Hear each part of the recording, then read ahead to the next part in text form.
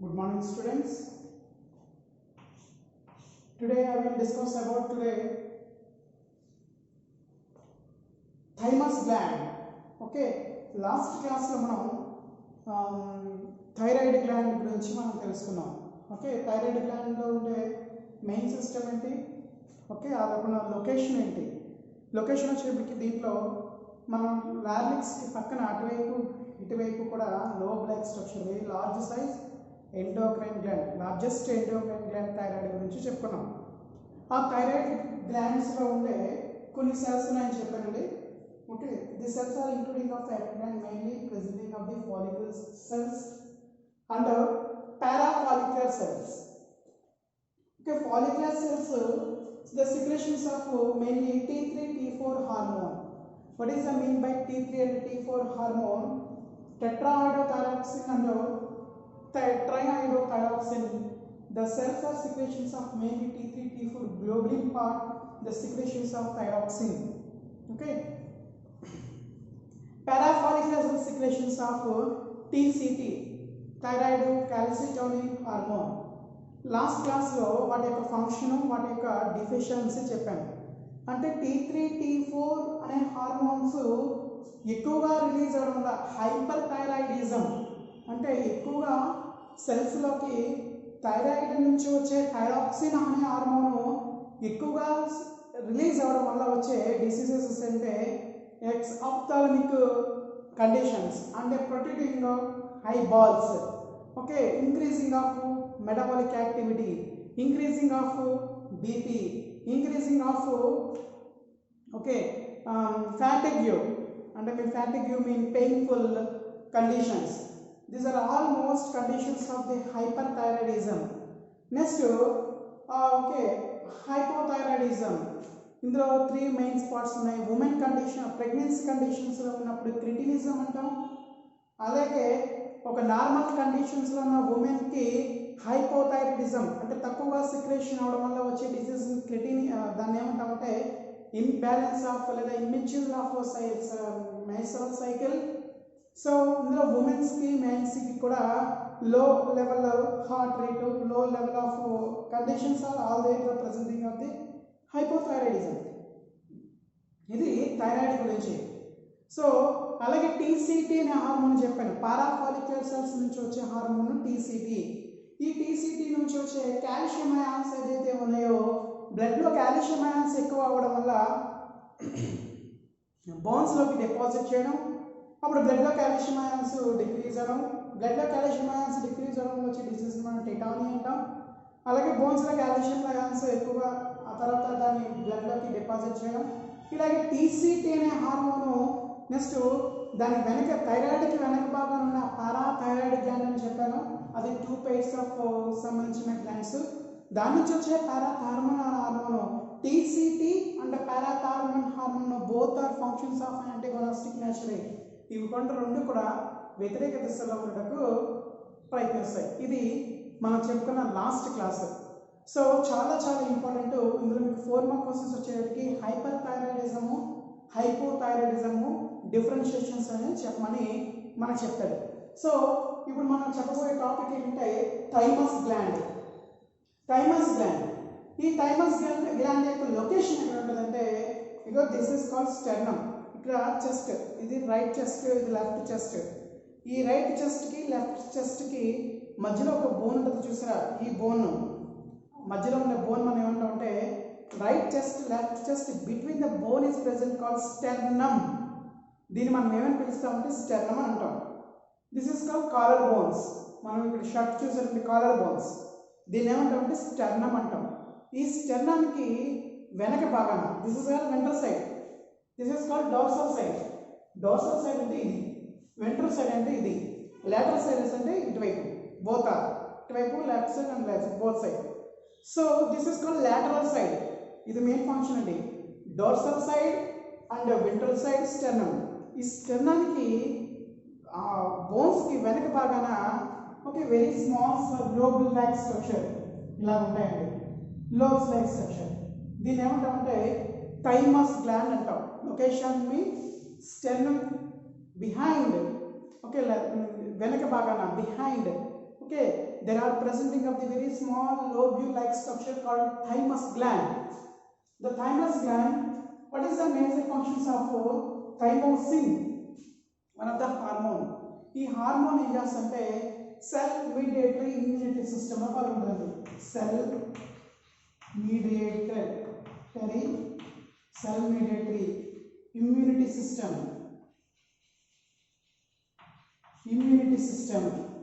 Okay, next humoral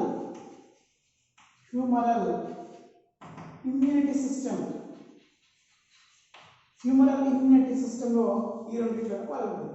cell mediatory immunity system, next humoral immunity system. ఈ రెండు ఏంటి అసలు అంటే ఇది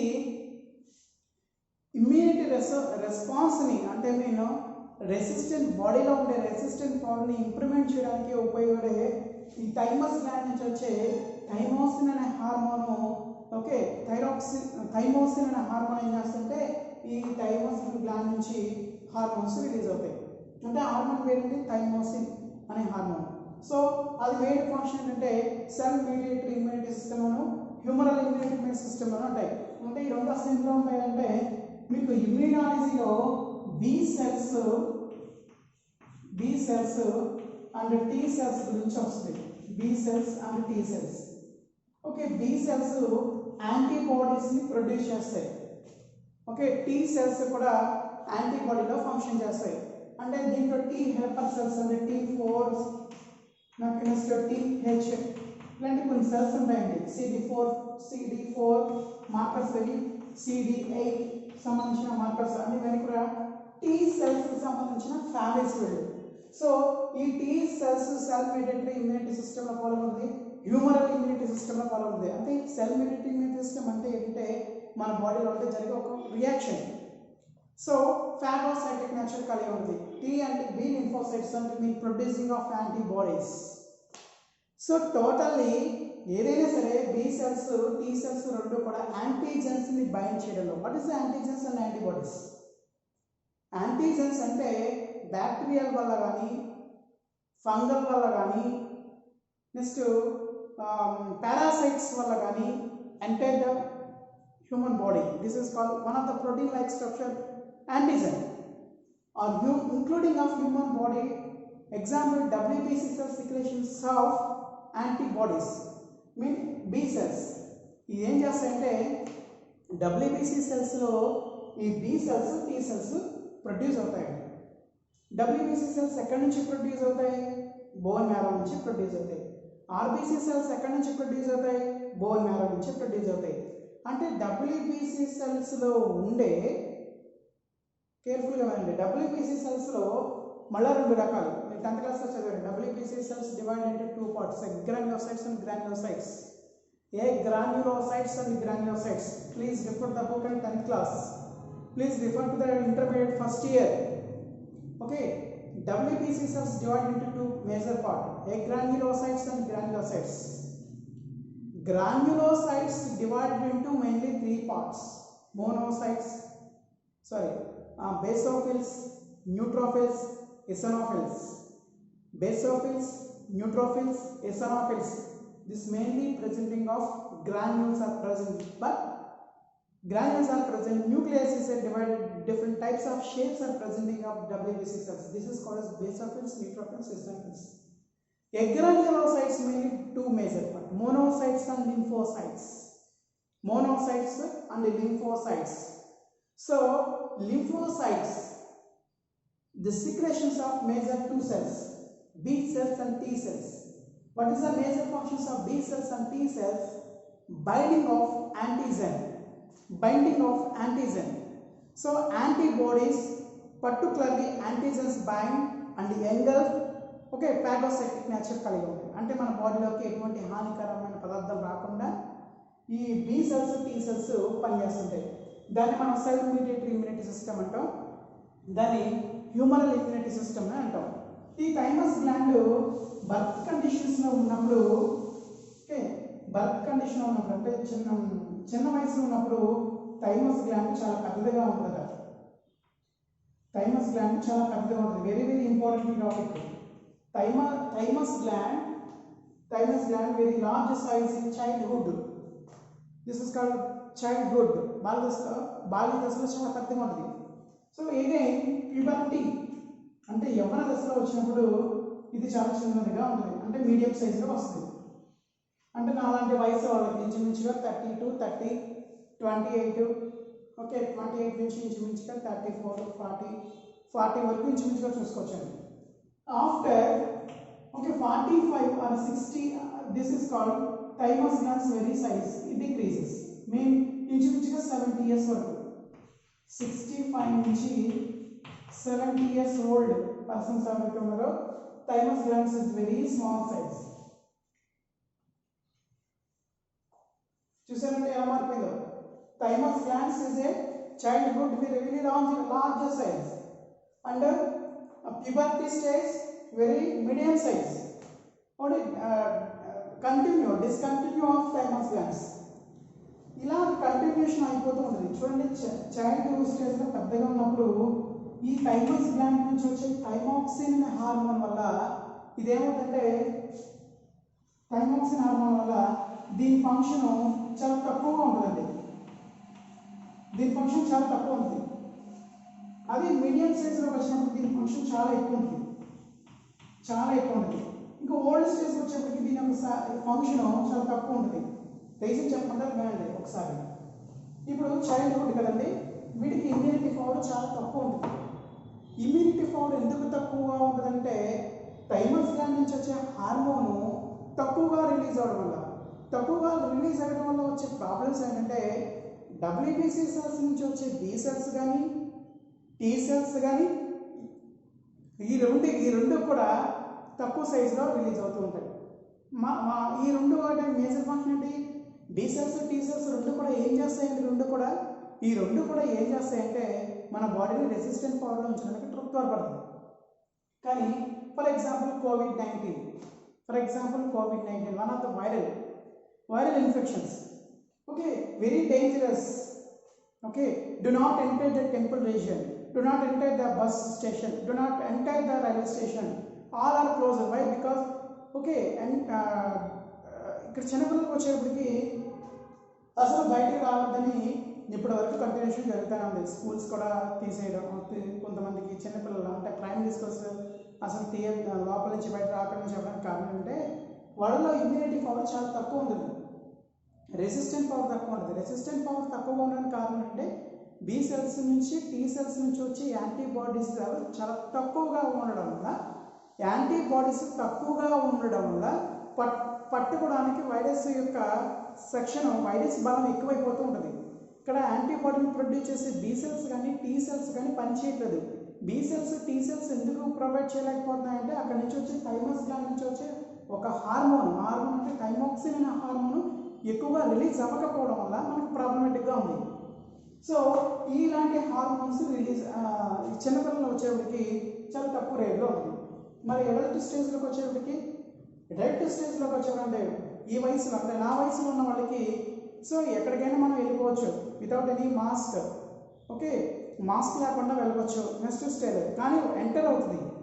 ఓకే, మాస్క్ పెట్టుకున్న నెక్స్ట్ అతను కరోనా సంబంధించిన కోవిడ్ సంబంధించిన డిసీజెస్ ఉన్న క్యాండిడేట్ మాట్లాడినా నాకనే ఎంటర్ అవుతుంది. కానీ నాలో కొంచెం రెసిస్టెంట్ పవర్ ఎక్కువ ఉంటుంది. రెసిస్టెంట్ పవర్ ఎందుకు ఎక్కువ ఉంటుందంటే థైమస్ గ్లాండ్ నుంచి వచ్చే హార్మోను బి సెల్స్ మీద టీ సెల్స్ మీద వర్క్ ఎక్కువ పెంచడం వల్ల బి సెల్స్ నుంచి వచ్చే యాంటీబాడీస్ టీ సెల్స్ నుంచి వచ్చే యాంటీబాడీస్ రెండు కూడా మేజర్గా పనిచేసి ఎక్కువ మోతాదులో యాంటీబాడీస్ని శరీరం అంతా ఉత్పత్తి చేస్తారు. ఒకవేళ వైరస్ ఎంటర్ అయితే వెంటనే దాన్ని పట్టుకుని క్యాప్చర్ చేసి దాన్ని ఎంగల్ఫ్ చేసి పూర్తిగా డిస్ట్రాయ్ చేసే విధంగా చేస్తుంది ఎవరు? ఆ వైరల్ ఇన్ఫెక్షన్స్. సో అంతేకాదు చూడండి, ఇక్కడ 65 నుంచి 80 years లేదా 90 years వచ్చేవాడికి క్యాండిడేట్స్ బయటకు రాకూడదు అంటారు. ఎందుకంటే ఇక్కడ సైజు తక్కువైపోయింది, దానివల్ల వచ్చే హార్మోన్ తక్కువైపోయింది. ఆ హార్మోన్ తక్కువ వల్ల ఆ ప్రోటీన్స్ అంటే బి సెల్స్ టీ సెల్స్ ఎక్కువ యాక్టివేషన్స్లో లేకపోవడం వల్ల ఇమ్యూనిటీ పవర్ రెసిస్టెంట్ పవర్ తక్కువైపోతూ ఉంది. అంటే థైమస్ గ్లాండ్ చైల్డ్హుడ్లో ఉన్నప్పుడు పెద్దదిగా కనిపిస్తుంది, ప్రబర్టీ స్టేజ్లో ఉన్నప్పుడు ఇమ్యూనిటీ పవర్ ఎక్కువ ఉంటుంది. ఉండే కొద్ది కూడా ఇమ్యూనిటీ పవర్ తక్కువ అయిపోతూ ఉంటుంది. ఇలా ఎక్కువ తక్కువ బ్యాలెన్స్ చేసుకున్నప్పుడు ఒక థైమస్ గ్లాండ్ నుంచి వచ్చే హార్మోన్ వల్ల ఉంటుంది. ఫర్ ఎగ్జాంపుల్ చూడండి, మీకు ఎగ్జాంపుల్గా 40 years వచ్చిన తర్వాత ఒక ఉమెన్కి మెన్స్ట్రువల్ సైకిల్ ఆగిపోతుంది. The start of the menstrual cycle 44 and 45 year entire the women the stop the menstrual cycle. ఎప్పుడైతే మెన్స్ట్రువల్ సైకిల్ ఎందుకు స్టాప్ అయిపోయింది అంటే ఇమ్యూనిటీ పవర్ నుంచి వచ్చే కొన్ని హార్మోన్స్ సరిగ్గా రిలీజ్ అవ్వకూడదు, ఇంబ్యాలెన్స్ అవగా ఉంటాయి ఈసారి నుంచి. ఒకటి. రెండవది ఏంటంటే టీత్ కూడా ఊడిపోయే ఛాన్సెస్ ఉంటాయి. ఎందుకని టీత్ ఎందుకు ఊడిపోతుందంటే నమిలే శక్తి మనకు లేదు, డైజెషన్ ప్రాబ్లమ్స్ వస్తాయి, దానివల్ల అరుగుదల తక్కువ ఉంటుంది. అరుగుదల తక్కువ ఉన్న ప్రోటీన్ సింథసిస్ గమనం జరగదు. అంటే దీనికి కారణం ఏంటంటే ఒక రకంగా ఒక మైనర్ పార్ట్ కూడా కాదు, ఒక రీజియన్.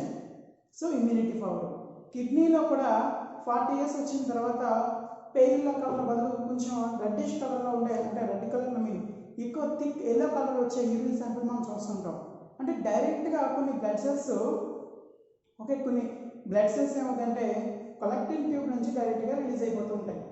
అంటే ఇది ఒక మెడికల్ కాన్స్టెంట్. ఎందుకంటే వయసు పెరిగే కొద్దీ కూడా పేలిలో కలర్ రాదు. పేలిలో కలర్ అంటే లైట్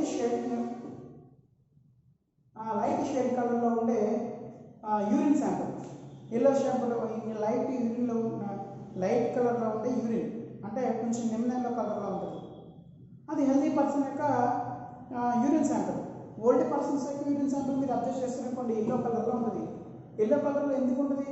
అతని వయసు పెరుగుతుంది. వయసు పెరిగే కొద్దీ కూడా హార్మోన్స్ ఏమవుతాయి? డిక్రీజ్ అవుతాయి. ఈ హార్మోన్స్ డిక్రీజ్ అవడం వల్ల ఫిల్ట్రేషన్ రేట్ తగ్గిపోతూ ఉంటుంది. ఫిల్ట్రేషన్ రేట్ తగ్గిపోయిపోవడం వల్ల నెఫ్రాన్స్ యొక్క సైజ్ తగ్గిపోయిపోతుంది. నెఫ్రాన్ సైజ్ ఎప్పుడైతే తగ్గిపోయిందో నేరుగా బ్లడ్ సెల్స్ ఫిల్ట్రేషన్ చేసినప్పుడు బొమెన్స్ క్యాప్సూల్ నుంచి రెడ్ బ్లడ్ సెల్స్ డైరెక్ట్గా వచ్చే అవకాశాలు ఉంటాయి. అందుకే వాళ్ళ యూరిన్ శాంపుల్ బాగా థిక్ ఎల్లో కలర్లో ఉండేట్టుగా ఉంటుంది. అంటే వన్ ఆఫ్ ద రీజన్ ఒక పర్టికులర్ మేజర్ పార్ట్ కాదు, మైనర్ పార్ట్. అంటే ఈ థైమస్ గ్లాండ్ నుంచి వచ్చే హార్మోను ప్రిబర్టీ స్టేజ్లో మీకు ఎగ్జాంపుల్గా చెప్తాను వినండి ఒకసారి. ఇంకా మీకు ఎగ్జాంపుల్గా చెప్పాలంటే చిన్నపిల్లలు ఆడుతూ బోన్ ఫ్రాక్చర్ అయింది అనుకోండి, బోన్ విరిగిపోయింది. విరిగిపోతే వాడు ఒక నెల 2 నెలల వరకు అతను కూర్చుంటాడు, ముందు పడుకుంటాడు, తర్వాత కూర్చుంటాడు, తర్వాత లేపుతాడు, తర్వాత స్టాండ్ ఇచ్చి నడిపిస్తూ ఉంటాడు. అంటే పడుకున్న వ్యక్తి కూర్చున్న వ్యక్తి నడవడానికి ట్రై చేస్తున్నాడు, ఆఖరికి స్టాండ్ లేకుండా నడుస్తున్నాడు. కారణం ఏంటంటే తన బాడీలో ఎనర్జీ లెవెల్ ఇంక్రీజ్ అవుతుంది. కానీ ఇక్కడ 75% ఓల్డ్ పర్సన్ బాత్రూమ్కి వెళ్ళి జస్ట్ స్క్విట్ అయ్యారు అనుకోండి, జారిపడి అనుకోండి, బోన్ ఫ్రాక్చర్ అయితే అతుక్కోవడం చాలా కష్టం అవుతుంది. ఎందుకంటే ఆ బోన్స్లో ఉండే కాల్షియం అయాన్ డీమినరలైజేషన్ అయిపోతూ ఉంటాయి. అంటే వయసు పెరిగే కొద్దీ కూడా కొన్ని మినరల్స్, కొన్ని అయాన్స్ మెటబాలిజం రేటు తగ్గిపోతూ ఉంటుంది. దానివల్ల బోన్ ఫ్రాక్చర్ అవ్వడం, బోన్ అటాచ్మెంట్ అవ్వడం అనేది చాలా కష్టం. దీనివల్ల మిగతా ఆర్గాన్స్కి మనకి ఎఫెక్ట్ అయ్యే ఛాన్సెస్ ఉంటాయి. అంటే మేజర్ పార్ట్ ఇక్కడ చెప్పబోయిన క్లియర్ పార్ట్ ఏంటంటే థైమస్ గ్లాండ్ నుంచి వచ్చే థైమోసిన్ అనే హార్మోన్ వల్ల ఈ సెల్ఫ్ మీడియేటరీ ఇమ్యూనిటీ సిస్టంలోనూ హ్యూమరల్ ఇమ్యూనిటీ సిస్టంలోనూ మేజర్ ఫంక్షన్ చేస్తాయి. Cell mediatory immunity system and humoral immunity system అంటే ఇది బి సెల్స్ని టీ సెల్స్ని ప్రొడ్యూస్ చేస్తుంది. బి సెల్స్ టీ సెల్స్ యొక్క మేజర్ ఫంక్షన్ ఏంటంటే యాంటీబాడీస్ని ఉత్పత్తి చేస్తాయి, ప్రతి దేహాలను ఉత్పత్తి చేస్తాయి. ప్రతి దేహాల వల్ల మనకు ఉపయోగం ఏంటంటే ప్రతి దేహాల వల్ల మన బాడీలోకి ఏదైనా అపస్థితిలో కారణమైనప్పుడు, అది వైరల్ కానీ, వైరస్ కానీ, బ్యాక్టీరియా కానీ, పారాసైట్స్ కానీ లోపలికి వెళ్ళినప్పుడు దాన్ని ఇమ్మీడియట్లీగా దాన్ని క్యాప్చర్ చేసి దాన్ని ఎండోస్ చేయడంలో ప్రముఖ పాత్ర వహిస్తాయి. అందుకే బి సెల్స్ టీ సెల్స్ ఎప్పుడు ప్రొడ్యూస్ అవుతూనే ఉంటే మనకి ప్రిపరేటివ్ వయసు లాగా ఉంటుంది ఇంచుమించుగా. కానీ అలా జరగదు. వయసు పెరిగే కొద్దీ కూడా రోజు పెరిగే కొద్దీ కూడా కొన్ని అవయవాల యొక్క సెల్స్ డిక్రీజ్ అవుతూ ఉంటాయి. సో ఇదండి థైమస్ గ్లాండ్ యొక్క ఫంక్షన్. ఇది లాస్ట్ క్లాస్లో లాస్ట్ ఇయర్లో 2 మార్క్ క్వశ్చన్స్ అడిగాడు. ఓకేనా? ఇది థైమస్ గ్లాండ్. లొకేషన్ ఎక్కడ ఉంటుందండి? స్టెర్నమ్కి అంటే మీ ఆయోటా రీజన్కి దగ్గరగా ఉంటుంది. స్టెర్నమ్ అంటే బోన్కి అటాచ్ ఉంటాయి, అవతల వైపు డోర్సల్ వైపుకి అటాచ్మెంట్ అయ్యే థైమస్ గ్లాండ్ అనేది ఉంటుంది. ఇదంటే థైమస్ గ్లాండ్ యొక్క function. Next adrenal gland. Next ఏంటంటే ఎడ్రినల్ గ్లాండ్.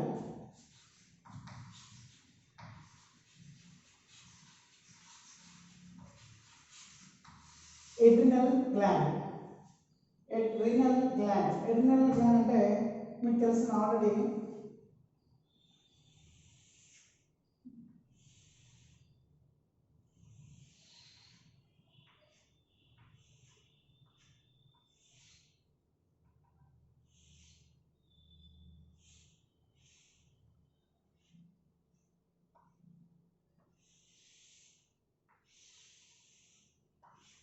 కిడ్నీ, దీనిపైన ఉన్న గ్లాండ్ మనం ఏమంటామంటే ఎడ్రినల్ గ్లాండ్ అంటాం.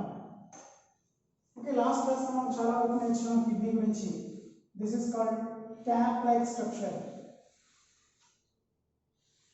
ఓకే, దీన్ని మనం ఏమంటామంటే ఎడ్రినల్ గ్లాండ్ అంటాం. ఇదే. ఓకే, ఇప్పుడు ఈ ఎడ్రినల్ గ్లాండ్ని ఇది మిసోడెర్మల్ ఆర్జిన్ నుంచి ఫామ్ అవుతుంది. మీకు ఆల్రెడీ తెలుసు retroperitoneal organ. Retroperitoneal organ kidney యొక్క లొకేషన్ ఎక్కడ ఉంటుందండి? ఓకే, సీలోమ్కి బయట వైపున ఉంటుంది. ఓకే, అందుకే దీన్ని రెట్రోపెరిటోనియల్ ఆర్గాన్. ఇది ఒక cap like structure called adrenal gland. దీని చుట్టూ వైట్ మాలిక్యూల్గా ఉండే ఫ్యాట్ అనేది ఉంటుంది దీంట్లో, ఎందుకంటే ప్రొటెక్షన్ ఇవ్వడానికి. This is called fat like structure. Okay, protections of kidney. Above the cap like structure called adrenal gland. ఇప్పుడు దీని యొక్క ఫిగర్ని దీని జూమ్లా చూపిస్తే చూడండి ఒకసారి. ఇప్పుడు నేను ఈ ఎడ్రినల్ గ్లాండ్ని రిమూవ్ చేశాను. రిమూవ్ చేసి మీకు ఎలా చూపిస్తానంటే ఇంచుమించుగా ఇవి ఎలా చూపిస్తాను.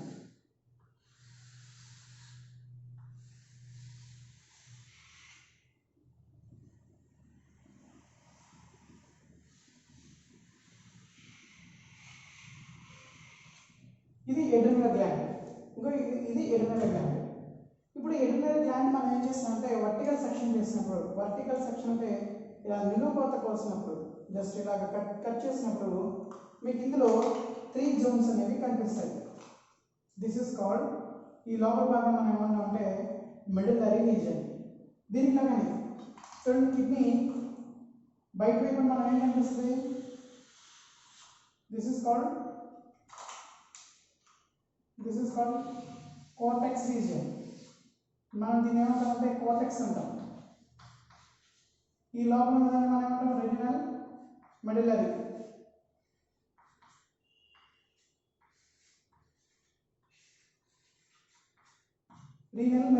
మెడులరీ. ఓకేనా? సో మనం దీని గురించి అవసరం లేదు, ఇంకా ఆల్రెడీ లాస్ట్ క్లాస్లో చెప్పాను రీనల్ మెడుల్లా అని అంటే. ఇప్పుడు ఈ కోర్టెక్స్ని మనం సపరేట్ చేసి చూపిస్తున్నప్పుడు దీనిలో చూడండి, దిస్ ఇస్ కాల్డ్ మెడుల్లా అంటే ఎడ్రినల్ కార్టెక్స్లో కూడా మెడుల్లా అనేది ఉంది. అంటే దీన్ని సెక్షన్ తీసినప్పుడు దీనిలో మళ్ళీ 3 లేయర్స్ ఉన్నాయి. This is called cortex region.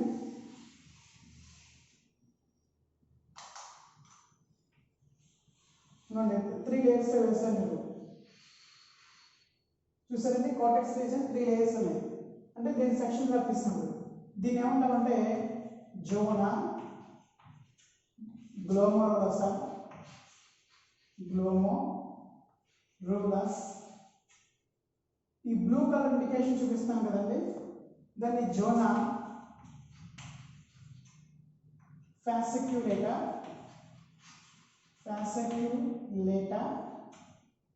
ఈ వైట్ కలర్ ఉన్న దాన్ని మనం జోనా రెటిక్యులేటా. ఇదండి. ఇవి ఈ లేయర్స్ అంటే పొరలు. ఈ కార్టెక్స్ని మనం వర్టికల్ సెక్షన్ చూసినప్పుడు ఇది జోనా గ్లోమరులసా, ఈ బ్లూ కలర్ ఇండికేషన్ మనం జోనా ఫాసిక్యులేటా, ఈ వైట్ కలర్ ఇండికేషన్ మనం జోనల్ రెటిక్యులేటర్. సో ఈ డయాగ్రామ్ నేను ఇంకా మీకు ఎలాబొరేటెడ్గా చూపిస్తాను. అంటే this is called zona glomerulosa. చిన్నస్తాను జోనా గ్లోమరులోసా ఇది వన్ ఆఫ్ ద లేయర్. ఏంటి ఎవరు లేయరు? ఈ ఈ కిడ్నీకి పైన ఎడ్రినల్ గ్లాండ్ యొక్క సెక్షన్ తీసినప్పుడు అందులో లేయర్ మనం ఇందులో కూడా వేస్తాం. గ్లోమరులోసా, రెటిక్యులేటర్, కాన్సెక్రేటర్, రెటిక్యులేటర్, అలా 3 పాలు ఉన్నాయి. ఈ లోపల మనం మిడిల్లో అంటాం. సో దీన్ని ఏమంటామంటే జోనా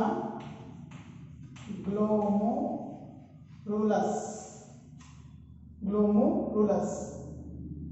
ఈ బ్లూ కలర్ ఇండికేషన్ చూపిస్తున్నాం కదండి, దీన్ని జోనా ఫాసిక్యులేటర్.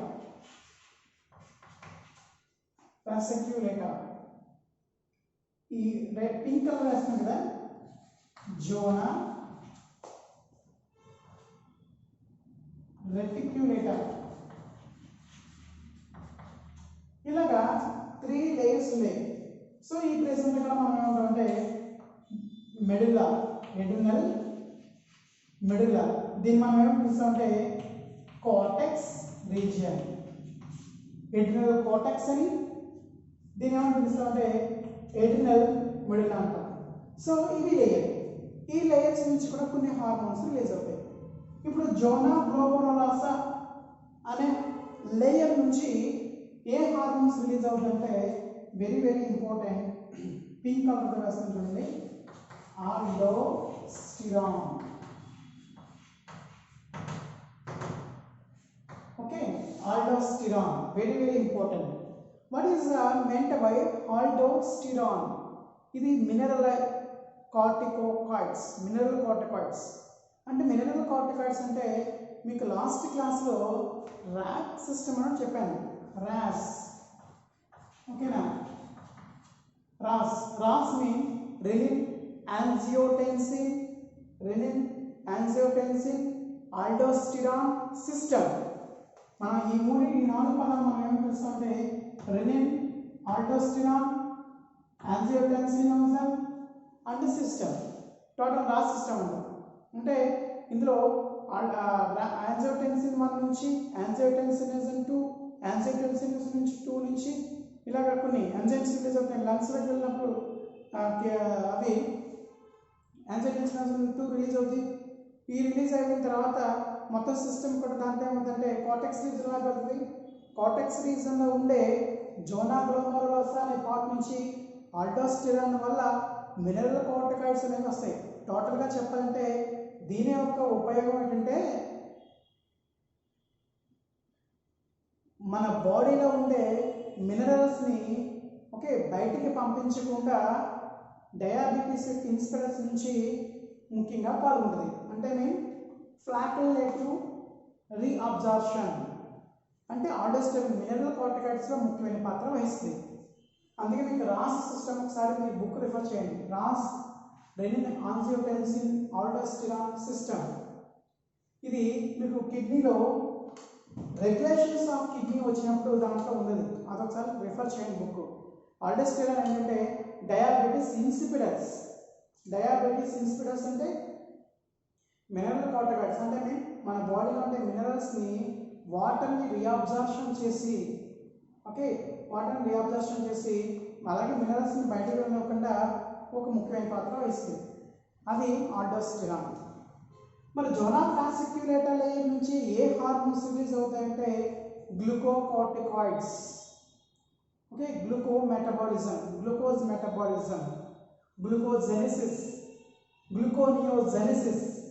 కొన్ని పరిస్థితుల్లో ప్రోటీన్స్ని ఫ్యాట్ని కన్వర్ట్ చేసి గ్లూకోజ్గా మార్చి మనకి గ్లూకోజ్ అంటే మెటబాలిక్ రియాక్షన్స్లో, అందుకే నేను చెప్పాను గ్లూకోకార్టికాయిడ్స్.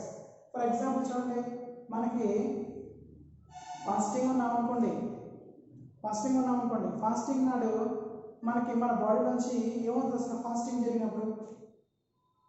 ఫాస్టింగ్ జరుగుతుంది అంటే ఉపవాసం ఉన్నామనుకోండి, మన బాడీలో గ్లూకోజ్ లెవెల్ ఏమైపోతుంది? తగ్గిపోతూ ఉంటుంది. తక్కువ అవడం వల్ల స్టమక్ ఒక క్వశ్చన్ వేస్తుంది, ఏంటి ఇంకా ఫుడ్ రాలేదు అని అడుగుతుంది. ఎవరిని అడుగుతుంది అంటే బ్రెయిన్ అడుగుతుంది. బ్రెయిన్ ఏం చేస్తుందంటే today fasting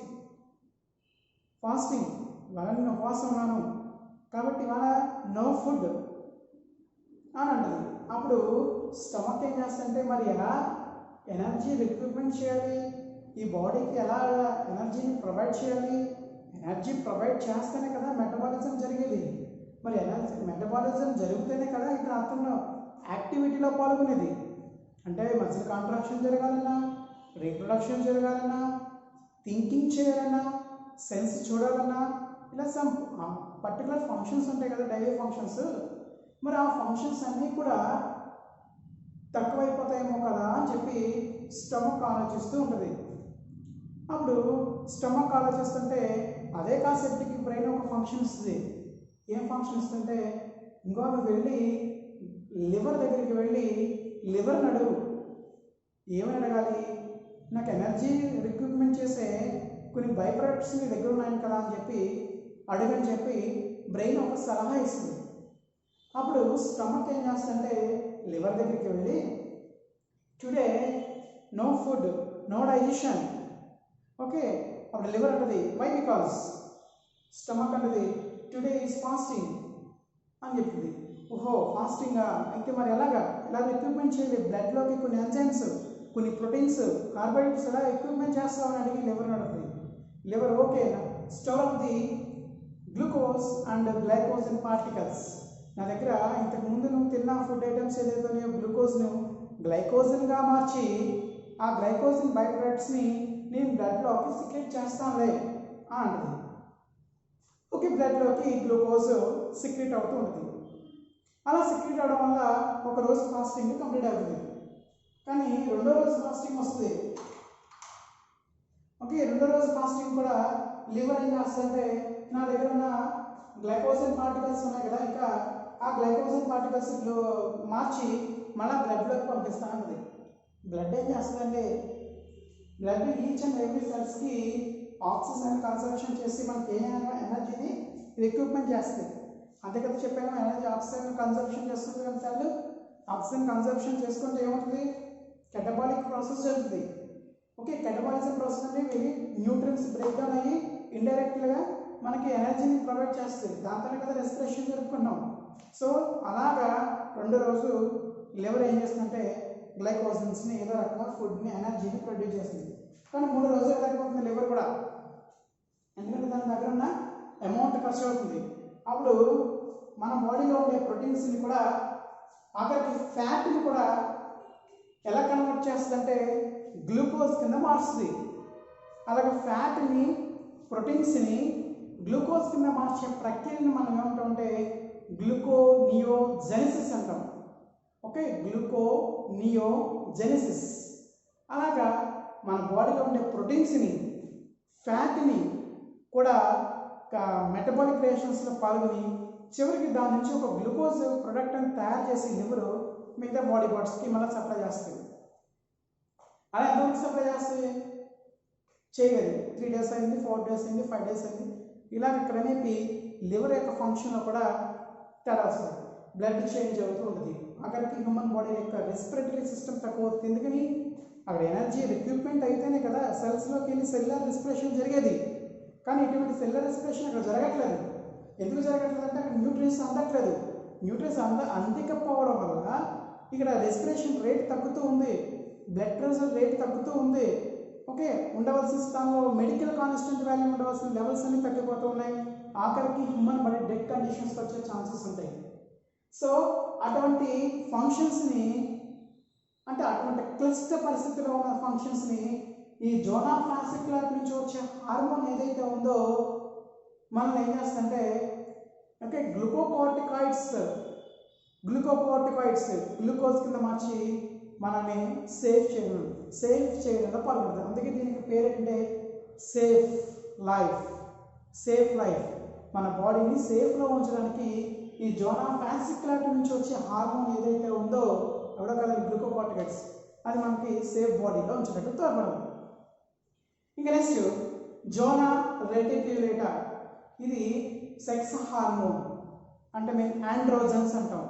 testosterone and some androgens అంటే స్టెరాయిడ్ సంబంధించిన హార్మోన్స్ ఇవి తన దగ్గర నుంచి రిలీజ్ అవుతూ ఉంటాయి. సో ఇదండి మెయిన్ ఫంక్షన్.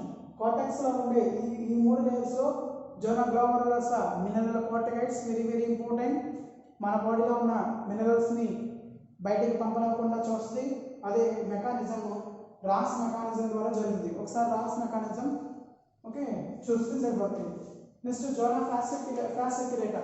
జోనా ఫ్యాసిక్యులేటా కూడా మీకు ఇప్పుడు చెప్పినట్టుగా లైఫ్ సేవింగ్ హార్మోన్. ఎందుకంటే మన బాడీలో ఉన్న గ్లూకోజ్ ఈ బై ప్రొడక్ట్స్ని గ్లూకోజ్ కింద మార్చి మనని ఎనర్జీ ఎక్విప్మెంట్ చేయడంలో తోడ్పడుతుంది. జోనా రెటిక్యులేటా ఇది sex hormone, androgens, steroid hormone అని కూడా అంటాం. వీటిని స్టెరాయిడ్స్ సంబంధించిన హార్మోన్ అంటే టెస్టోస్టెరాన్ హార్మోన్ మేల్కి సంబంధించిన హార్మోన్స్ని లేదా ఫీమేల్ సంబంధించిన హార్మోన్స్ని కూడా ఇవి సీక్రెట్ చేయడం. అంటే దీన్ని ఈ రెటిక్యులర్ నుంచి వచ్చే హార్మోన్స్ ఏంటంటే steroid hormone. Very very most important public examinations and MCQ and NEET level examination. Okay which are representing of layer the secretions of hormone what is the major function. ఈ cortex వల్ల వచ్చే diseases ఏంటి తగ్గిపోవడం వల్ల. Next finally medullary region, medulla. Okay medulla నుంచి వచ్చే hormone అంటే ఎఫినిఫ్రాన్ నార్ ఎఫినిఫ్రాన్. Okay ఎఫినిఫ్రాన్ నార్ ఎఫినిఫ్రాన్. Okay నార్ adrenaline అంటే ఎడ్రినలిన్ అని కూడా అంటారు. ఈ మిడిల్ రీజన్ నుంచి ఒకే హార్మోన్స్ రిలీజ్ అవుతుంది. ఎఫినిఫ్రాన్ నార్ ఎఫినిఫ్రాన్, ఎడ్రినలిన్ నార్ ఎడ్రినలిన్ అనే ఈ 2 హార్మోన్స్ రిలీజ్ అవుతాయి. ఈ 2 హార్మోన్స్ వల్ల వచ్చే ఉపయోగం ఏంటయ్యా అంటే ఇదేంటంటే డోపామైన్ అంటే న్యూరల్ కంట్రోషన్స్లో ఉంటుంది. న్యూరల్ కంట్రోలింగ్ సిస్టమ్ అంటే ఫర్ ఎగ్జాంపుల్ ఒక వ్యక్తి మనం హఠాత్తుగా చంపాలనుకున్నాం అనుకోండి, అంటే more secretions of blood pressure, చాలా విపరీతంగా కోపం వచ్చేసినట్టుగా ఫీల్ అవుతుంది. అంటే అందులో ముఖ్యంగా ప్రాప్తించింది నారెఫినెఫ్రిన్ అండ్ డోపామైన్ అండ్ ఎడ్రినలిన్ ఎక్కువగా హార్మోన్స్ రిలీజ్ అయిపోతూ ఉంటాయి. సో అతను నరికే దాకా కూడా అతన్ని చంపే వరకు కూడా ఆ హార్మోన్స్ బ్లడ్ ప్రెషర్లోకి ఇంక్రీజ్ అవుతూ ఉంటాయి. ఈ హార్మోన్స్ బ్లడ్లో ఎప్పుడైతే కలిసిపోయిందో ఆటోమేటిక్గా బ్లడ్ ప్రెషర్స్లో ఉండే బ్లడ్ లెవెల్ ఫ్లోటింగ్ ఎక్కువైపోతూ ఉంటుంది. అంటే అతను విపరీతమైన యాంగ్జైటీ అని లోన్ అవుతూ ఉంటాడు. హార్ట్ రేట్ విపరీతంగా పెరిగిపోతుంది, బ్లడ్ ప్రెషర్ ఇంక్రీజ్ అయిపోతూ ఉంటుంది. ఓకే అతని ఫేషియల్ ఎఫెక్ట్ కూడా మారిపోతూ ఉంటుంది.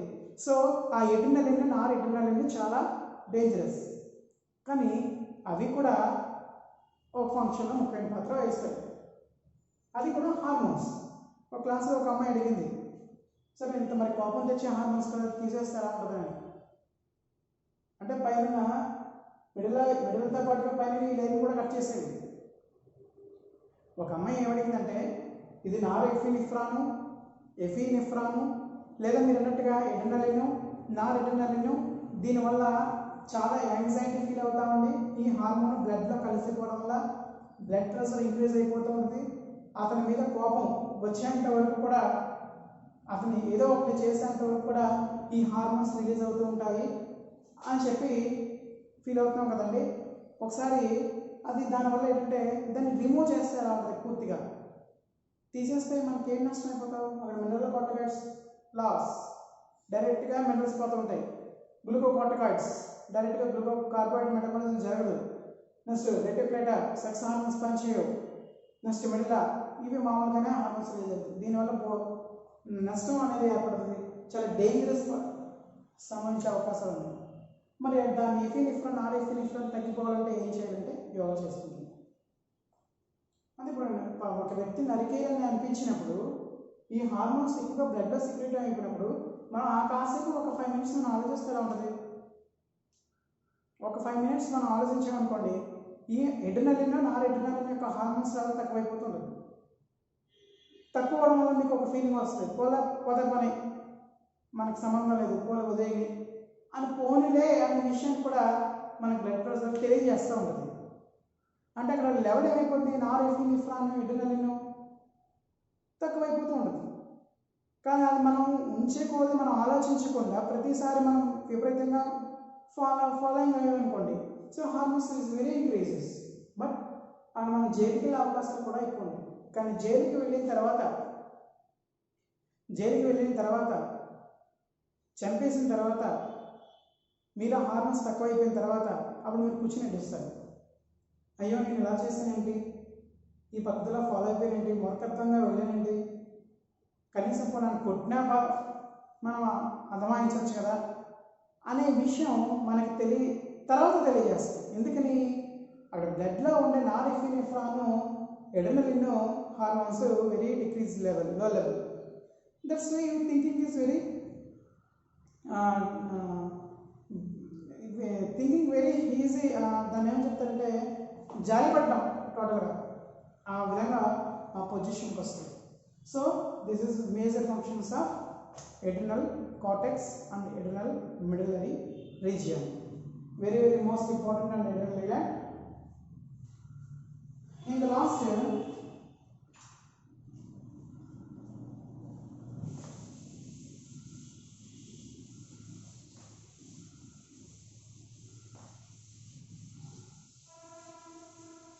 simple wise చెప్పాలంటే last gland pancreas. Pancreas gland. Okay na, pancreas gland. Okay, location అంటే pancreas gland చూడండి, ఇది esophagus, stomach. ఈ స్టమక్ కి కింద భాగాన ఉండే leaf like structure, this is called leaf-like structure called pancreas gland. మనం దీని ఏమంటామంటే pancreas gland అంటాం. దీనికి ఉన్న ప్రత్యేకత అంటే ఇది exocrine gland, exo and endocrine gland. Location ఎక్కడ ఉందంటే స్టమక్ కింద భాగాన, ఇంకా ఇక్కడ స్టమక్ కి కింద భాగాన ఉండే ఈ బ్లూ కలర్ ఇండికేషన్ చూపించడానికి మనం ఏంటంటే ప్యాంక్రియాస్ గ్లాండ్ అంటాం. Pancreas gland. సో ఇప్పుడు నేను ఏం చేశానంటే ఎగ్జోక్రైన్ గ్లాండ్ అంటున్నారు, ఎండోక్రైన్ గ్లాండ్ అంటారు. టోటల్గా మనం దీన్ని ఏం చెప్తామంటే మిక్స్డ్ ఎండోక్రైన్ గ్లాండ్ అంటాం. అంటే ఎగ్జోక్రైన్ గ్లాండ్ వల్ల వచ్చే హార్మోన్స్ ఏంటి, ఎండోక్రైన్ గ్లాండ్ వల్ల వచ్చే హార్మోన్స్ ఏంటి? ఎగ్జోక్రైన్ గ్లాండ్ వల్ల వచ్చే హార్మోన్స్ ను ఇవ్వండి చూడండి ఒకసారి. ఎగ్జోక్రైన్ హార్మోన్స్ వల్ల వచ్చేటంటే డైజెస్టివ్ సిస్టమ్ లో ముఖ్యమైన పాత్ర వహిస్తుంది. ప్యాంక్రియాస్ ఎగ్జోక్రైన్ గ్లాండ్ అన్నాను, endocrine. What is the exocrine and endocrine gland? ఇది ఫస్ట్ క్లాస్ లో చెప్పాను already. Exocrine gland within presenting of duct, within presenting of the duct, particularly ducts are necessary. Endocrine gland without any duct, this is called endocrine gland. ఇప్పటివరకు మనం చెప్పిన స్టోరీలు అన్ని కూడా endocrine గ్లాండే, but ఇది వెరైటీ. దీంట్లో ఎగ్జోక్రైన్ గ్లాండ్ ఉంది, దీంట్లో ఎండోక్రైన్ గ్లాండ్ కూడా ఉంది ప్యాంక్రియాస్ లో. సో ఎగ్జోక్రైన్ గ్లాండ్ నుంచి వచ్చే హార్మోన్స్ ఏంటి? Digestive enzymes. నేను ఆల్రెడీ డైజెస్టివ్ గ్లాండ్స్ గురించి చెప్పాలి, కానీ కోవిడ్-19 వల్ల సిలబస్ అనేది రిమూవ్ చేయడం వల్ల ఈ ఎగ్జోక్రైన్ గ్లాండ్ నుంచి ఎక్కడి నుంచి వస్తుంది? ఇది మీరు 10th క్లాస్లో చదివారు. ట్రిప్సినోజన్, కైమోట్రిప్సినోజన్, ఎంటరోకైనేజెస్, పాలీపెప్టైడ్స్, డిఎన్ఏస్, ఆర్ఎన్ఏస్, ఇలా కొన్ని ఎంజైమ్స్ అన్నీ కూడా ఓకే ప్యాంక్రియాటిక్ జ్యూసెస్ నుంచి రిలీజ్ అవుతూ ఉంటాయి. అంటే ఎగ్జోక్రైన్ గ్లాండ్ అంటే ఇప్పుడు నేను చెప్పే ఎంజైమ్స్ అన్నింటినీ కూడా డైజెషన్ చేయడంలో తోడ్పడుతుంది, కాబట్టి దాన్ని ఎగ్జోక్రైన్ గ్లాండ్. ఒకసారి మళ్ళీ చెప్పండి అంటే దానికి అర్థం ఏంటంటే exocrine gland duct in gland, పర్టికులర్గా డక్ట్స్ ఉంటాయి. ఎగ్జోక్రైన్ గ్లాండ్కి ఎగ్జాంపుల్ ఏంటి? Salivary gland. సెలవరీ డక్ట్స్ ఉంటాయి కదండి. స్కిన్ గ్లాండ్ డక్ట్స్ ఉంటాయి కదా. టియర్, కన్నీరు, పర్టికులర్గా డక్ట్స్ ఉంటేనే బయటికి సమ్ ప్రొడక్ట్ బయటకు వస్తుంది. ఎండోక్రైన్స్కి డక్ట్స్ ఉండవు, డైరెక్ట్గా బ్లడ్లోకి రిలీజ్ అయిపోతాయి. ఆ గ్లాండ్ నుంచి వచ్చే కెమికల్ సబ్స్టెన్స్ ఏదైతే ఉన్నాయో బ్లడ్ వెజల్స్లోకి కలిసిపోతాయి, డక్ట్ లేదు కాబట్టి. సో ఇది మాత్రం కరెక్టే. దీంట్లో డక్ట్ ఉంది, డక్ట్ లేనిది ఉంది. డక్ట్ ఉన్నదాని యొక్క ఫంక్షన్ ఏంటి అన్నప్పుడు ఇంకో డైజెస్టివ్ సిస్టమ్ పాల్గొంటుంది. ఇంకో దీంట్లో వచ్చిన ఫుడ్ ఐటమ్స్ ఏదైతే ఉన్నాయో ఈ ఫుడ్ ఐటంలో నీ ప్యాంక్రియాస్ నుంచి వచ్చే మీన్ ఎగ్జోక్రైన్ గ్లాండ్ నుంచి వచ్చేది దీంట్లో వచ్చే కొన్ని సబ్స్టెన్స్. ఆ సబ్స్టెన్స్ ఏంటి?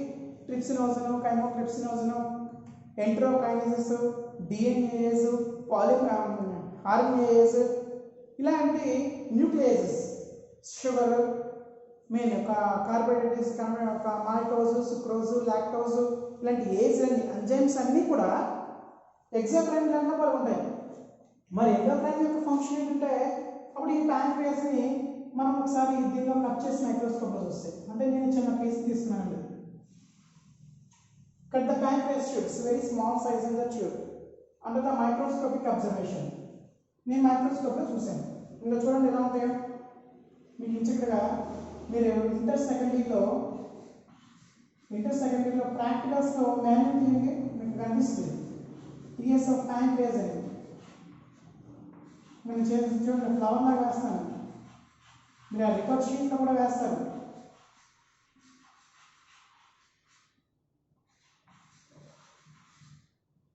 సో ఇదండి, దీన్ని మనం ఏమంటామంటే ఎగ్జోక్రైన్ గ్లాండ్ అంటాం. లోపలికి చూడండి,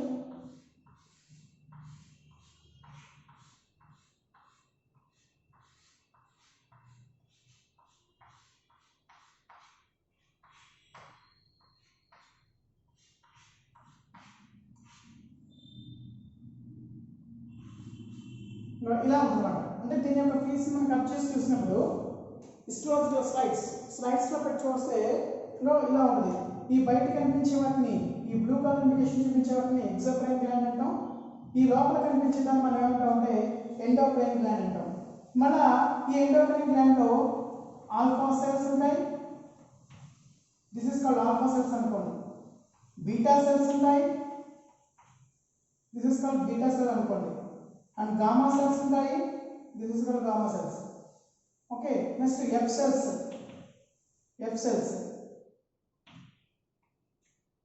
this is called F cells. అలాగా మీకు విజిబుల్గా క్లియర్ కట్గా మీకు ప్రాక్టికల్ మాన్యువల్ బుక్ ఇస్తారు. మీకు ఆ ప్రాక్టికల్ మాన్యువల్ బుక్ ఒకసారి రిఫర్ చేయండి. మీకు histological cells TS of pancreas అనే ఒక పార్ట్ ఉంటుంది. ఆ పార్ట్ ఆ డయాగ్రామ్ చూడండి, సేమ్ డయాగ్రామ్ వేసిందిగా కనిపిస్తుంది. ఇది రఫ్ డయాగ్రామ్, ఒరిజినల్ డయాగ్రామ్ ఏంటంటే కాస్త ఇంకా టైం పడుతుంది. సో ఇందులో ఆల్ఫా సెల్స్ ఉన్నాయి కదండి. నేను ఇప్పుడు చెప్పేది మనం టాపిక్ ఎండోక్రైన్ కదా, ఎగ్జోక్రైన్ గురించి ఆల్రెడీ చెప్పేసాను. ప్యాంక్రియాస్ ఎగ్జోక్రైన్ యొక్క ఫంక్షన్ ఏంటి? ఎంజైమ్స్ రిలీజ్ చేస్తుంది. ఏ ఎంజైమ్స్ని? డైజెస్టివ్ సంబంధించిన ఎంజైమ్స్ రిలీజ్ చేస్తుంది. ఆ డైజెస్టివ్ సంబంధించిన ఎంజైమ్స్ ఏంటి? Trypsinogen, chymotrypsinogen, enterokinases, DNAs, polymerise ఇలాంటి ఎంజైమ్స్ అన్ని కూడా రిలీజ్ చేస్తాయి. ఇది ఎగ్జోక్రైన్ గ్లాండ్. మరి ఎండోక్రైన్ గ్లాండ్ యొక్క మేజర్ ఫంక్షన్ ఏంటి? ఎండోక్రైన్ ఏం చేస్తుంటే ఇప్పుడు లోపల ఆల్ఫా సెల్స్ ఉంటాయండి, బీటా సెల్స్ ఉంటాయి, గామా సెల్స్ ఉంటాయి, ఎఫ్ సెల్స్ ఉంటాయి. Okay, very very important NEET exam. Alpha cells secretion which hormone? A hormones release చేస్తుందంటే గ్లూకోగాన్ అనే హార్మోన్స్ రిలీజ్ చేస్తాయి, గ్లూకోగాన్. మరి బీటా సెల్స్ ఇన్సులిన్. మరి ఆ సెల్స్ ఓకే స్టొమాటోస్టాటిన్ అనే హార్మోన్ రిలీజ్ చేస్తాయి. మరి ఎఫ్ సెల్స్ పాలీపెప్టైడ్ అనే హార్మోన్స్ రిలీజ్ చేస్తాయి. మేజర్గా తీసుకోవాల్సిన థియరీ ఎగ్జామ్లో ఆల్ఫా సెల్స్ ఏం సిక్రేషన్ చేస్తాయి? నన్ను గ్లూకోగాన్, దాన్ని మనం ఏమంటే గ్లూకోగాన్. బీటా సెల్స్ ఏం సిక్రేషన్ చేస్తాయి? ఇన్సులిన్. ఈ రెండు కూడా యాంటీగోనాస్టిక్ నేచర్ కలిగి ఉంటాయి. యాంటీగోనాస్టిక్ నేచర్ అంటే వ్యతిరేక దిశలో పనిచేస్తాయి. ఇప్పుడు ఆల్ఫా సెల్స్ నుంచి ఏమొస్తుందని చెప్పారంటే గ్లూకోగాన్ కదా. వీటి ఫంక్షన్ చెప్తాం. కొంతమంది ఫుడ్ ఐటమ్స్లో ఎక్కువగా కార్బోహైడ్రేట్స్ తీసుకుంటారు, కానీ ప్రోటీన్స్, విటమిన్స్, మినరల్స్ ఇవన్నీ చాలా రేర్గా తీసుకుంటారు, తక్కువ సైజ్లో తీసుకుంటారు. ఎందుకంటే భోజనం ఫైబర్ ఫుడ్ అంటే మేము ఎక్కువ రైస్ పార్టికల్స్ మీద గ్లూకోజ్ పార్టికల్స్ మీద, అంటే అప్పుడు రైస్లో కాదు మిగతా అన్ని ఐటమ్స్లో కూడా గ్లూకోజ్, బంగాళాదుంపలో కూడా గ్లూకోజ్ అనేది ఉంటుంది, దుంపల్లో కూడా ఉంటుంది. ఈ గ్లూకోజ్ ఎక్కువ తీసుకుంటాం వల్ల బ్లడ్లో గ్లూకోజ్ లెవెల్ ఏమైపోద్ది? ఇంక్రీజ్ అయిపోతుంది. బ్లడ్లో గ్లూకోజ్ లెవెల్ ఏమైపోద్ది? ఇంక్రీజ్ అయిపోతుంది. బ్లడ్లో గ్లూకోజ్ లెవెల్ ఇంక్రీజ్ అవ్వడం వల్ల మనకి ఎటువంటి నష్టం ఉండదు. బ్లడ్లో గ్లూకోజ్ అంటే ఏమవుతుందండి, బ్లడ్లో గ్లూకోజ్ లెవెల్ అంటే మనకి ఇంకా ఎనర్జీ పనిచేస్తుంది. కానీ ఇప్పుడు నా వయసులో ఉన్న వాళ్ళకైతే ఎనర్జీ పర్వాలేదు, చిన్నపిల్లల్లో కూడా పర్వాలేదు. కానీ ఓల్డ్ పర్సన్స్ వచ్చేటప్పుడు బ్లడ్లో గ్లూకోజ్ లెవెల్ ఇంక్రీజ్ అవ్వకూడదు. గ్లూకోజ్ లెవెల్ ఇంక్రీజ్ అయితే వచ్చే నష్టం తెలుసు మీకు. ఇంకొక సెకండ్ విషయం ఏంటంటే బీటా సెల్స్ అప్పుడు ఏం చేస్తాయంటే బ్లడ్లో గ్లూకోజ్ లెవెల్ ఇంక్రీజ్ అయిపోతుంది కదా, ఇంక్రీజ్ అని చెప్తున్నమాట, నువ్వు అర్జెంటుగా వెళ్ళి ఆ ఇంక్రీజ్ అయిపోతున్న గ్లూకోజ్ని అంటే దాన్ని తగ్గించేయి అని చెప్తుంది. అప్పుడు బీటా సెల్స్ వెళ్ళి ఇన్సులిన్ అనే హార్మోన్ను రిలీజ్ చేస్తాయి. ఈ ఇన్సులిన్ అనే హార్మోన్ రిలీజ్ అవ్వడం వల్ల పెరిగిపోతున్న గ్లూకోజ్ని ఆటోమేటిక్గా తగ్గించేస్తుంది. Decrease in the glucose level, insulin. Okay, insulin ఎప్పుడైతే తక్కువైపోయి గ్లూకోజ్ ఎప్పుడైతే తక్కువైపోయిందో ఇన్సులిన్ లెవెల్ ఆటోమేటిక్గా పెరిగిపోతుంది. అప్పుడు మళ్ళీ ప్యాంక్రీజ్ చెప్తుంది ఆటోమేటిక్గా ఇంక్రీజ్ అయిపోతుందంటే ఇన్సులిన్ లెవెల్ ఇంక్రీజ్ అయిపోతుంది, మళ్ళీ గ్లూకోజ్ లెవెల్ ఇంక్రీజ్ చేయాలి. అందుకే మీకు డయాబెటీస్ పేషెంట్స్ని ఫాస్టింగ్ ముందు ఒక రకమైన టెస్ట్ చేస్తారు, ఫాస్టింగ్ తర్వాత ఒక రకమైన టెస్ట్ చేస్తారు. ఇది ఒక స్టెబిలిటీ ఉండదు. స్టెబిలిటీ అంటే ఒకసారిగా ఒకటి తగ్గిపోతుంది, ఒకసారిగా ఒకటి ఇంక్రీజ్ అయిపోతుంది. దానివల్ల నర్సులు ఏం చేస్తారంటే దాన్ని ఒకసారి ఇన్సులిన్ లెవెల్ ఎక్కువైపోతుంది, గ్లూకోజ్ లెవెల్ తక్కువైపోతుంది, మళ్ళీ షుగర్ ఇస్తారు. షుగర్ మళ్ళీ టెస్ట్ చేస్తారు, షుగర్ ఎక్కువైపోతుంది, మళ్ళీ ఇన్సులిన్ తక్కువైపోతుంది. అంటే నార్మల్ స్టేజెస్ వచ్చేంత వరకు కూడా వాళ్ళకి టెస్ట్ చేసుకుంటూనే వస్తారు. ఎక్కువ షుగర్ లెవెల్ ఇంక్రీజ్ అయిపోతుంది అనుకోండి, బ్లడ్లో షుగర్ లెవెల్స్ ఏంటుందో బ్రెయిన్కి డెడ్ అయ్యే అవకాశాలు చాలా ఎక్కువ ఉంటాయి. సో అంటే బ్రెయిన్ సంబంధించిన ఎఫెక్ట్ వచ్చే అవకాశాలు ఎక్కువ ఉంటాయి. అందుకే గ్లూకోజు ఇన్సులిన్ రెండు కూడా యాంటీకొలెస్టిక్ నేచర్ కలిగి ఉంటాయి. ఎక్కువ ఏది పని చేయనవుతుంది, తక్కువ ఏది రిలీజ్ కానివ్వకుండా చేస్తుంది. దిస్ కాలేజ్ అంటే దీని ఈ విధానాన్ని మనం ఏంటంటే ఎక్కువ గ్లూకోజ్ సిక్రేషన్ అనుకోండి హైపర్ గ్లాసిమియా, బ్లడ్లో గ్లూకోజ్ లెవెల్ ఎక్కువైపోతుంది అనుకోండి హైపర్ గ్లాసిమియా, బ్లడ్లో గ్లూకోజ్ లెవెల్ తక్కువైపోతుంది హైపోగ్లాసిమియా. ఇన్సులిన్ ఎక్కువైపోతుంది అనుకోండి దాన్ని ఇన్సులిన్ షాక్, ఇన్సులిన్ ఎక్కువ అవ్వకూడదు మనం అంటే కోమా కండిషన్స్ కూడా వెళ్ళిపోయే అవకాశాలు ఉంటాయి. ఇన్సులిన్ షాక్ అంటారు దాన్ని. Very very important 2 mark questions. అంటే అధిక మోతాదులో గ్లూకోజ్ ఉండవలసిన స్థాయిలో ఉంచకుండా ఇన్సులిన్ లెవెల్ ఎక్కువ అయిపోతే దాన్ని ఇన్సులిన్ షాక్ అంటారు. దానివల్ల డెడ్ కండిషన్స్కి వచ్చే అవకాశం ఉంటాయి. ఒక పరిమితి ఇస్తారు వాళ్ళు, ఇన్సులిన్ సంబంధించిన షాక్కి ఒక పరిమితి వాల్యూ అనేది ఇస్తారు. సో ఈ రెండు కూడా ఆల్ఫా సెల్స్ బీటా సెల్స్ రెండు కూడా ఏం చేస్తాయంటే యాంటీకొలెస్టిక్ నేచర్ కలిగి ఉంటాయి. సో ఎక్కువ గ్లూకోజ్ లెవెల్ ఇంక్రీజ్ అయిపోతే, బ్లడ్లో గ్లూకోజ్ లెవెల్ ఇంక్రీజ్ అయిపోతే డిసీజ్ మనం ఏంటంటే డయాబెటీస్ మిలిటస్ అంటాం. ఇక్కడ రెండు క్వశ్చన్స్ వస్తాయి. Diabetes, what is the diabetes mellitus, what is the diabetes insipidus. Insipidus అంటే మినరల్స్ కానీ వాటర్ని కానీ రీఅబ్జర్షన్స్లో పాల్గొనేట్లు చేస్తాయి, బయటికి పంపించదు. ఒకవేళ పంపిస్తే దాన్ని డయాబెటీస్ ఇన్సిపిడస్ అంటారు. మిలిటస్ అంటే బ్లడ్లో గ్లూకోజ్ లెవెల్ ఇంక్రీజ్ అవ్వచ్చు disease. Okay, this over the pancreas gland. ఇంకా ఫైనల్గా మీకు రెండే ఉన్నాయి, వారీస్ అండ్ టెస్టోస్టెరాన్. ఈ క్లాసు రేపు మ్యాక్సిమం రేపటితో ఈ హార్మోన్స్ అనేది కంప్లీట్ అవుతుంది. So tomorrow class male and female reproductive hormones.